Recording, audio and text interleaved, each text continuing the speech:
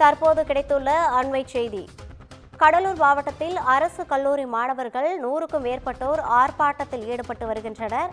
இது குறித்தான கூடுதல் விவரங்களை வழங்குவதற்காக நமது செய்தியாளர் அக்பர் இணைப்பில் இருக்கிறார். வணக்கம் அக்பர், கூடுதல் விவரங்கள். வணக்கம் ரவினா. குடிநீர், கழிவறை போன்ற அடிப்படை வசதிகளை செய்து கொடுக்க கோரி தேவனாம்பட்டினம் பெரியார் கலைக்கல்லூரி விடுதி மாணவர்கள் சாலை மறியல் போராட்டத்தில் ஈடுபட்டதால் பரபரப்பு ஏற்பட்டுள்ளது. கடலூர் தேவனாம்பட்டினம் வெள்ளி கடற்கரை அருகே பெரியார் அரசு கலைக்கல்லூரி செயல்பட்டு வருகிறது.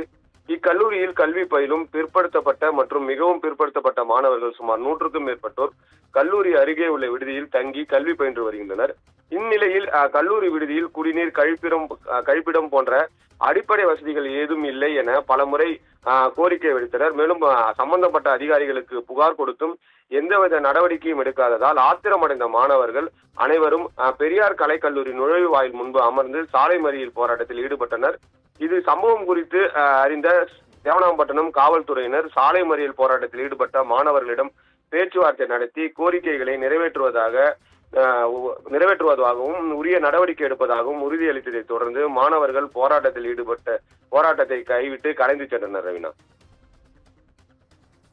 கூடுதல் விவரங்களுக்கு நன்றி அக்பர் அலி.